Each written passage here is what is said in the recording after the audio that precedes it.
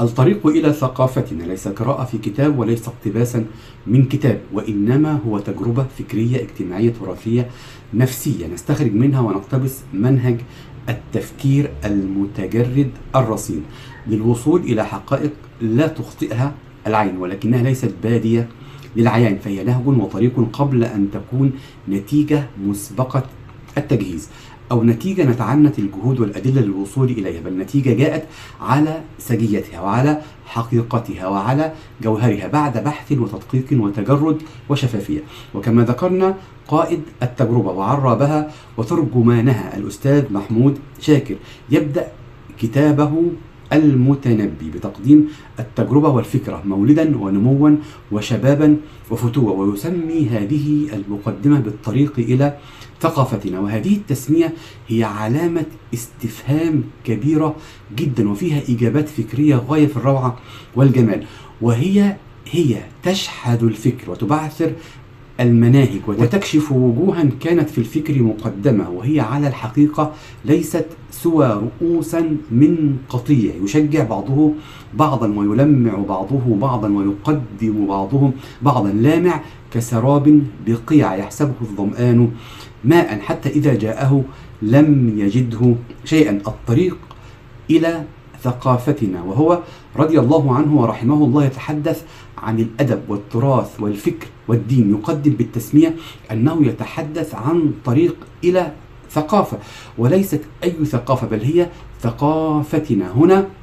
وهنا لفتة لا يلتفت لها إلا من وفقه الله لها ويكشف بها خدع انطلت على أهل الإسلام إلا من رحم الله، فحقا السؤال كبير جدا فانتبهوا له وهو يتلى على أسماعكم. السؤال: أين تقع الثقافة من الدين؟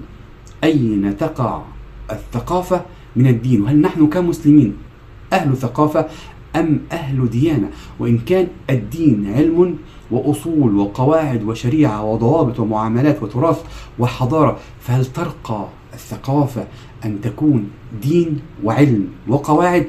مصطلح الثقافة عندما نطلقه أبدا لا نقصد به علما راسخا ودين وعقيدة، وإنما الثقافة شيء من شياكة، شيء من ذوق، شيء من لطف، هي أسلوب حديث وطريقة كلام ودراية بالحياة، هي شيء من دين على شيء من خبرة بالحياة مع أسلوب وذوق يقبله المجتمع ويقبل صاحبه. هكذا نشعر ونظن، فكيف بالأستاذ محمود شاكر رضي الله عنه ورحمه الله أن يجعل للثقافة طريق يقصد، ثم يجعل الثقافة في حقنا لها خصوصية. فما يتأكد لنا من هذه التسمية أننا والأستاذ مختلفون كل الاختلاف في فهم مصطلح الثقافة، ولا بد أن لها عنده شكل وحجم وموضع ليست لنا أو لدينا. فمن منا على الحق، نحن أم هو؟ الثقافة فيما نعلم أو كما يعرفها أهل الكلام والمعاني في معرض التفريق بين الثقافة والعلم، أن العلم هو معرفة كل شيء عن شيء، بينما الثقافة هي معرفة شيء عن كل شيء. نكرر هذا المعنى لأنه الأقرب إلى مفهوم هذا الزمان. نكرر أن العلم هو معرفة كل شيء عن شيء، بينما الثقافة هي معرفة شيء عن كل شيء. فالمثقف عندنا هو من يمتلك الدراية الحياتية والمجتمعية، فهو ملم بالحياة وما بها من معلومات تسير وتدير الحياة في فهم ويسر وسهولة، فهو يفهم في العلوم بوجه عام، يفهم في أصناف الناس ومعاملاتهم ومستوياتهم ومدى درايتهم وما يتوجب عليه أن يفعل مع كل فئة منهم ليكسب هذا ويردع هذا وينافس هذا ويتعاون مع هذا. يفهم في التاريخ والجغرافيا، يستنبط العبر والمواعظ من تاريخ الأسلاف وحكايات الأمثال الشعبية.